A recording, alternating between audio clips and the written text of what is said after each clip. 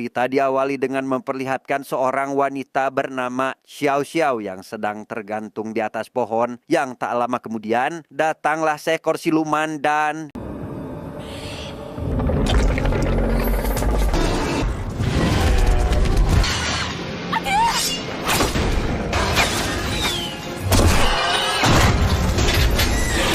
rupanya Xiao adalah umpan yang sengaja disiapkan oleh ayahnya untuk menangkap siluman yang meneror desa. Namun setelah berhasil menangkapnya, siluman itu tiba-tiba saja memberontak sehingga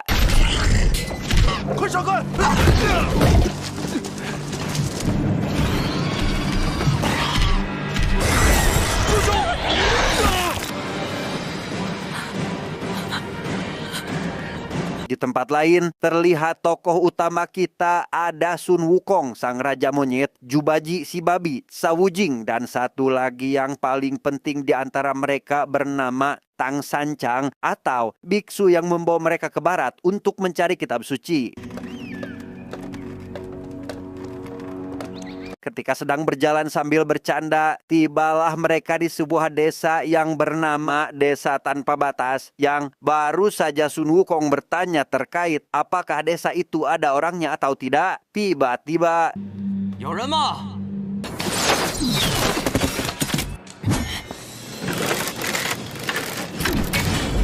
rupanya desa itu adalah desa tempat di mana Xiao tinggal, dan setelah melihat 3 orang siluman, ia pun dengan lantang mengatakan jika desanya tidak menampung atau bahkan boleh dilewati, siluman pun kembali menghujani biksu Tang dengan panah, di mana Wukong tak begitu sulit menghentikannya dan langsung menghancurkan hujan anak panah itu sebelum berhasil mengenai gurunya.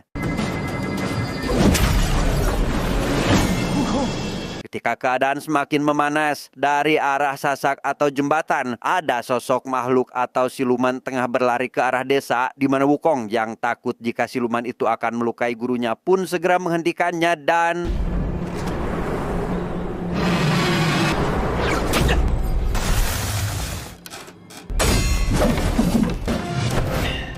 siluman yang menyebut dirinya Raja Singa Hijau pun dibuat kalang kabut oleh Wukong, di mana ia berhasil mengalahkan si Raja Singa dengan menggunakan tongkat sakti miliknya.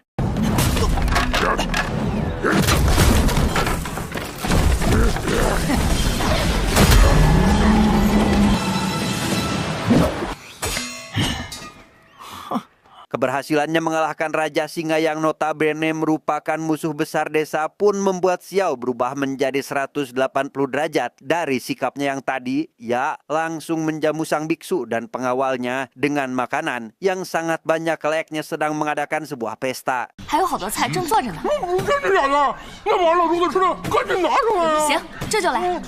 Melihat 2 adik seperguruannya yang rakus membuat Wukong ingin menjahili mereka, di mana dia mengatakan jika makanan itu memang sengaja penduduk persiapkan agar membuat mereka semua kenyang. Kemudian para penduduk akan memanggang mereka untuk dijadikan santapannya.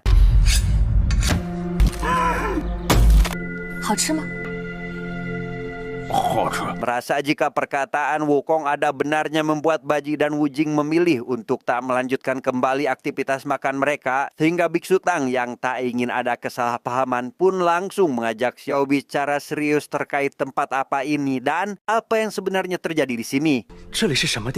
Ketika hendak menjelaskan, salah satu tetua desa langsung mengambil alih dengan menjelaskan terkait tempat ini yang ternyata merupakan sebuah gunung bernama Situo, memiliki luas 800 mil yang penduduknya berprofesi sebagai petani dan pemburu. Beberapa tahun lalu, hewan di tempat ini sangat ramah untuk diburu, sampai di suatu waktu, para hewan berubah menjadi monster, berkembang menjadi siluman pemakan manusia. Siluman itu mempunyai 3 raja, yaitu Singa Hijau, Gajah, dan yang terakhir burung unta, sehingga populasi masyarakat di Gunung Situo lambat laun semakin berkurang, yang membuat Xiao sebagai anak dari kepala desa pun berkewajiban untuk melindungi masyarakat, seperti apa yang dia lakukan bersama sang kakak yang melakukan perburuan siluman gajah, namun berakhir dengan sang kakak yang diculik oleh siluman tersebut.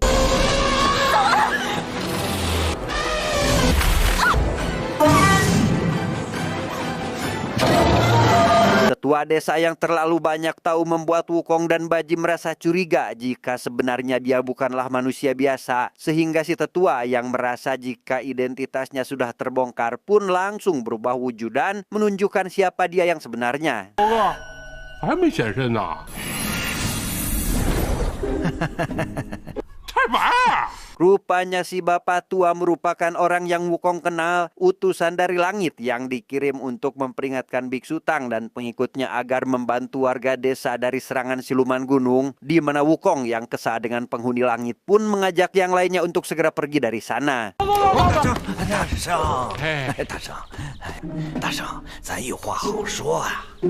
Si bapak tentu langsung menghentikan Wukong agar tidak pergi. Ia beralasan jika Wukong adalah orang yang tepat dalam mengemban misi ini. Namun karena tugas Wukong hanya untuk melindungi Biksu Tang mengambil kitab suci ke barat, tentu ia tak mau mendapatkan tugas lagi. Sehingga si bapak yang sudah kehabisan ide untuk membujuknya pun mulai membujuk yang lain termasuk Biksu Tang, di mana beliau tidak menerima ataupun menolak, melainkan menuruti kehendak dari 3 murid yang selalu menjaganya. 无奈我半点法力都没有，这一路上全凭我3位徒弟护送我。 Sebelum pergi, si bapak tua itu mengatakan jika sebentar lagi akan diadakan pertemuan ribuan siluman, sehingga Xiao yang mendengar hal itu langsung bersujud di hadapan Wukong yang disusul oleh warga desa berharap Wukong dapat menolong mereka. 请求你们，救救我们吧！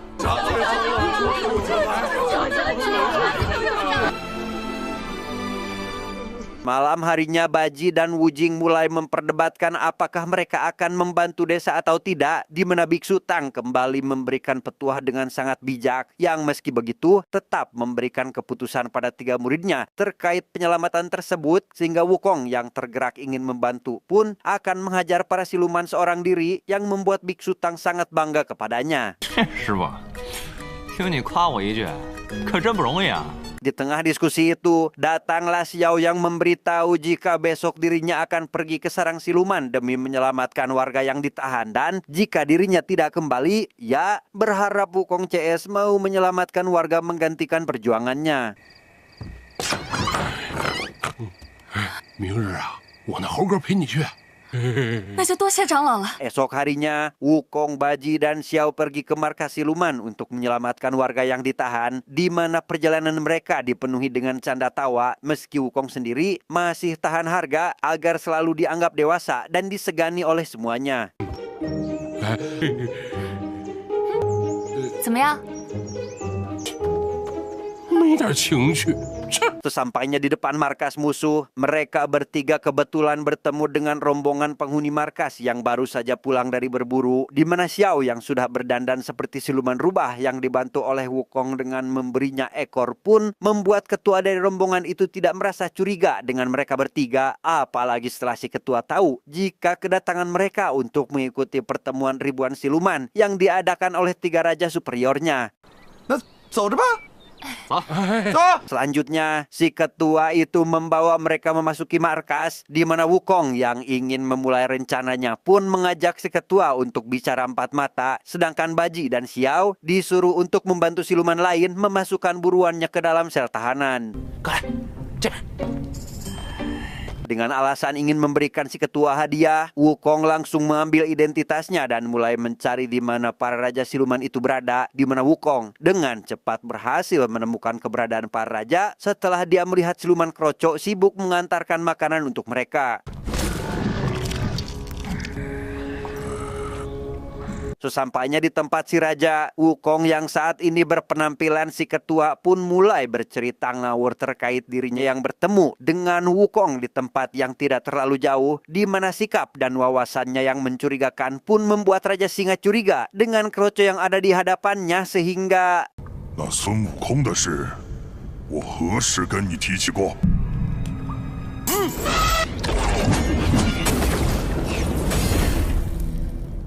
Xiao dan Baji sendiri dibawa ke tempat para tahanan yang rupanya adalah warga penduduk desa, di mana Xiao yang sudah tidak sabar ingin menyelamatkan warganya pun langsung mengambil tindakan dan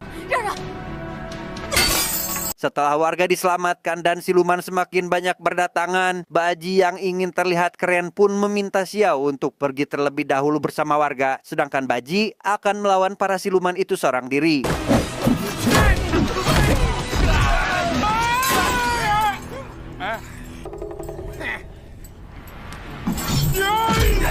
Karena tak sanggup melawan para siluman sendirian, Baji memutuskan untuk lari dari mereka. Namun bukannya pergi keluar, Baji malah tersesat memasuki arena para raja yang sedang bertarung sehingga...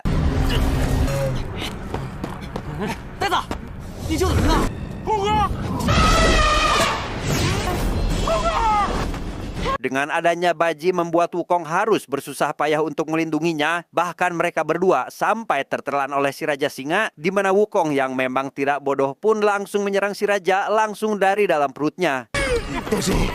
大圣饶命！我马上释放所有百姓。行，那我就信你一次。 Setelah mendengar permohonan dari si Raja Singa, bahkan sampai bersumpah akan bertaubat pun membuat Wukong akhirnya melepaskannya, di mana si Raja yang tidak ingin terlibat masalah lagi dengan Wukong pun sampai mengantarkan Wukong, Baji, dan Xiao beserta para tahanan sampai ke desa dengan siluman gajah yang menjadi tumpangannya.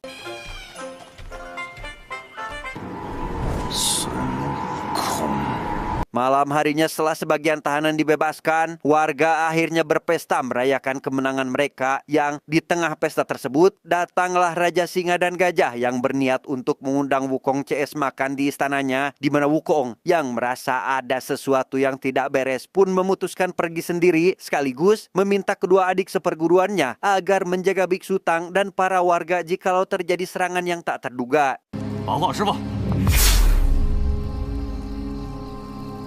Sesampainya di markas 3 Raja Siluman, rupanya Raja Burung Unta juga turut hadir dalam pertemuan kali ini, di mana si burung yang terlihat lebih baik dan lebih kuat dari kedua kakaknya pun mulai memprovokasi Wukong, membuat kedua kakaknya cukup ketar-ketir. 看来大圣是当狗当习惯了。说什么？ Semakin malam perkataan si burung sudah sangat sulit untuk ditolerir oleh Wukong, apalagi setelah si burung berani menunjukkan kekuatannya, membuat Wukong semakin emosi, yang hal itu berhasil dilerai oleh Raja Singa, sehingga si burung yang kecewa pun memutuskan untuk meninggalkan pertemuan itu dengan alasan ingin beristirahat.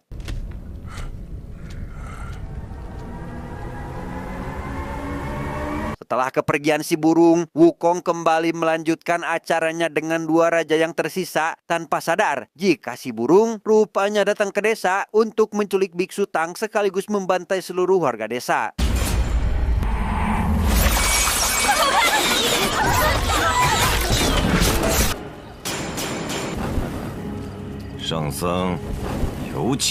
Kembalinya ke desa, betapa terkejutnya Wukong ketika melihat jika keadaan desa sudah tidak baik-baik saja. Dan setelah mengetahui jika Biksu Tang dan kedua adiknya diculik oleh si burung dari Xiao, Wukong pun langsung kembali ke markas para raja, berharap dia masih sempat untuk menyelamatkan gurunya.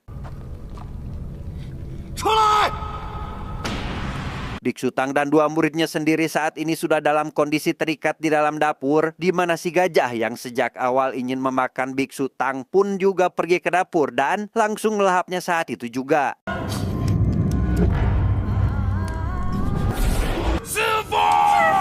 Sesampainya di markas musuh, Wukong tidak melihat siapapun di sana kecuali antek-antek siluman, dan setelah menginterogasi si ketua siluman yang dulu membawanya pun akhirnya mengetahui kemana saat ini gurunya dibawa pergi.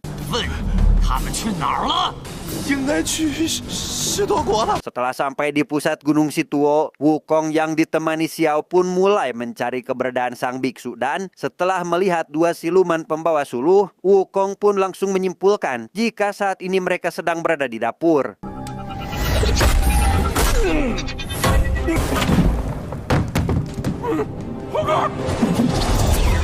Ketika Wukong tidak melihat gurunya bersama mereka, ia langsung marah-marah dan menyalahkan mereka berdua atas kelalaiannya menjaga sang biksu, di mana Baji yang tak terimakan hal itu juga menyalahkan Wukong yang pergi meninggalkan mereka dan berpesta dengan para raja siluman.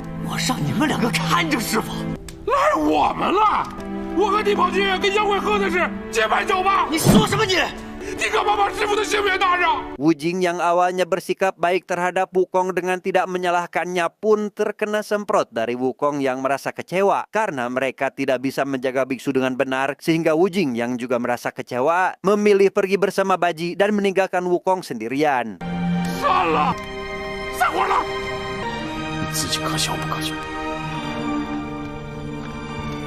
Xiao sendiri pergi ke tempat tahanan untuk mencari kakaknya, di mana ia langsung melepaskan seluruh tahanan, mumpung para siluman tidak ada yang berjaga. 我叫你出来。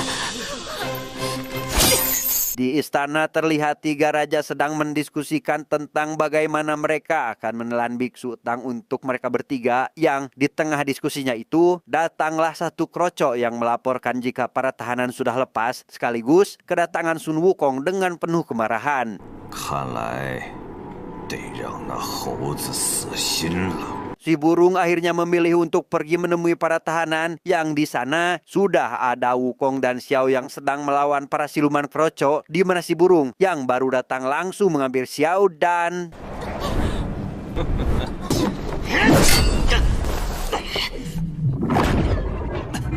你还想来救人？ Wukong hanya bisa melihat dengan penuh amarah ketika si burung menghabisi para tahanan sekaligus Xiao tepat di depan mata kepalanya sendiri, di mana Wukong dengan amarahnya langsung membawa jasad Xiao ke Istana Langit untuk meminta pertanggungjawaban dari Sang Buddha.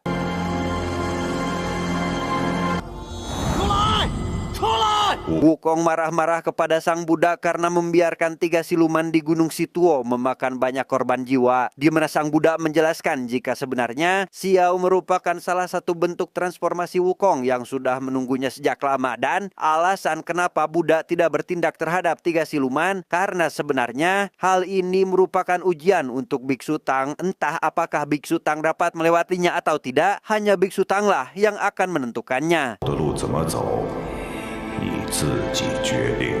Baji dan Wujing memilih untuk pergi ke tempat berbeda berharap tidak saling bertemu lagi. Namun baru saja berpisah, wajah mereka tampak bingung dan menyesali kejadian di masa lalu terkait kegagalannya menjaga sang biksu, apalagi setelah mereka mengingat kenangan indah yang sudah terlewati.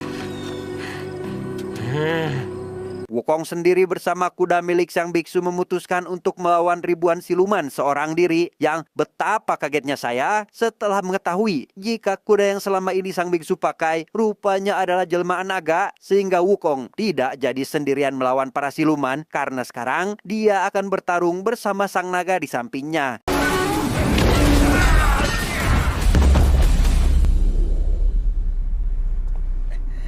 Tanpa bercocot-cocot di awal, Wukong langsung berdiri di hadapan ribuan siluman dibantu sang naga dan...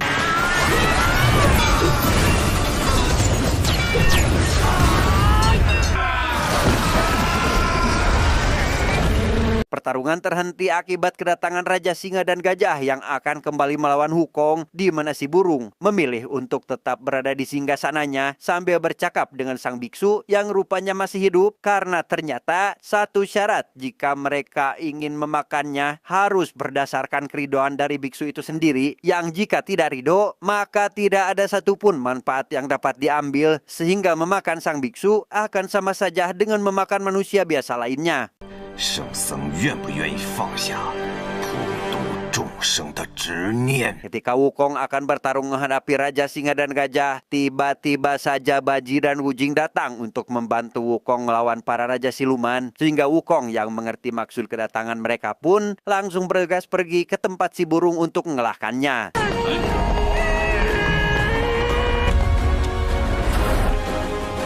Betapa kagetnya Wukong ketika melihat gurunya baik-baik saja, di mana Wukong yang sejak awal sudah dipenuhi amarah pun langsung bertarung melawan si burung dan...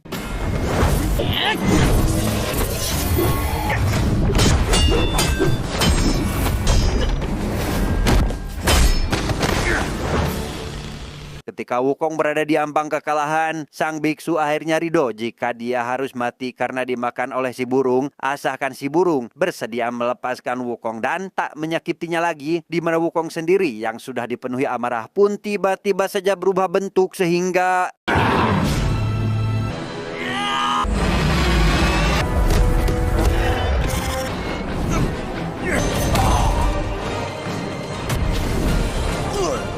Setelah berhasil mengeluarkan gurunya, Wukong kemudian berniat untuk membogem si burung sampai maut. Namun ketika akan memukulnya, tiba-tiba datanglah sang Buddha yang langsung menghentikan Wukong saat itu juga. Rupanya kedatangan sang Buddha ke sana untuk memberitahu jika Biksu Tang sudah lulus dari ujiannya, sehingga mereka bisa melanjutkan kembali perjalanan ke barat untuk mencari kitab suci. 护着师傅，走了。